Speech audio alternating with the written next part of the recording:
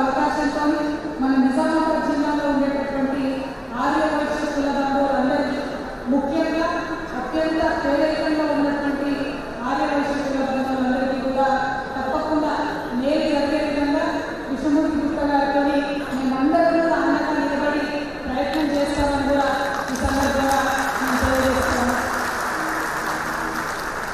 నాకు బతుకమ్మ అంటే ప్రత్యేకమైనటువంటి అభిమానం. మరి ఆర్యవైశ్య ఆడబిడ్డలు కూడా బతుకమ్మ అంటే చాలా ప్రత్యేకమైనటువంటి అభిమానం. చాలా పెద్ద ఎత్తున తెలంగాణ రాష్ట్రంలో బతుకమ్మ సెలబ్రేట్ చేసుకునేది ఆర్యవైశ్య ఆడబిడ్డలు. మరి 10 సంవత్సరాలు బతుకమ్మ నిర్వహిస్తున్నటువంటి సందర్భంలో ఎందరో మంది ఆర్యవైశ్యుల కుటుంబాలలోకి వారి ఇళ్లలోకి వెళ్ళి వారితో పాటు కలిసి ఆ పండుగలో పాల్గొనే అదృష్టం నాకు కలిసింది.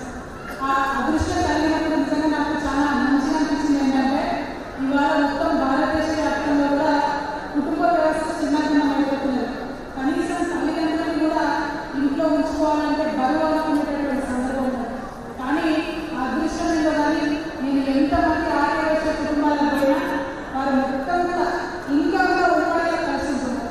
తల్లిదండ్రులు, అన్నదమ్ములు, అక్క చెల్లెలు ఎన్నో సందర్భాలలో ఎన్నో కుటుంబాలలో ఆ వ్యవస్థ ఇంకా కూడా కాపాడి ఉంచుకుంటూ ఉన్నారు. సంస్కృతికి, మన భారతీయ సంస్కృతిని ఇంకా కూడా నిలబెట్టుకోవడంలో ఆర్యవైశ్యం పోషిస్తున్నటువంటి పాత్ర మిగతా అందరికీ కూడా మరి ఆదర్శవంతంగా ఉంటాయని చెప్పి నేను మనస్ఫూర్తిగా నమ్ముతా ఉన్నాను. మన నిజామాబాద్లో చూసినా, రాష్ట్రం మొత్తంలో ఎక్కడ చూసినా ఆర్యవైశ్య కుటుంబాల్లో ఇంకా కూడా ఐకమత్యం కనిపించడం అనేది నిజంగా కూడా చాలా సంతోషించాల్సిన విషయం. అదేవిధంగా మన ఎమ్మెల్యే గారు ప్రశాంత్ రెడ్డి గారు చెప్పినట్టు ధర్మ పరిరక్షణకు సంబంధించి ఏ కార్యక్రమం వచ్చినా ముందు వరుసలో నిలబడేది ఆర్యవైశ్యం. దైవ చింతనకు సంబంధించి ఏ చిన్న కార్యక్రమం జరిగినా ముందు వరుసలో నిలబడేది ఆర్యవైశ్యం.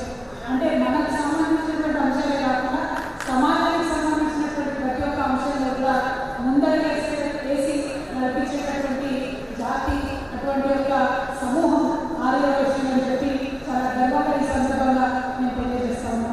మరి నిజామాబాద్కి గర్వకారణం మొత్తం రాష్ట్రంలో ఎక్కడ కూడా ఆర్యవైశ్య కులానికి సంబంధించినటువంటి ఎమ్మెల్యే గారు లేరు. కేవలం మన నిజామాబాద్ పట్టణ ప్రజలకు మనస్ఫూర్తిగా ధన్యవాదాలు తెలియజేస్తాను.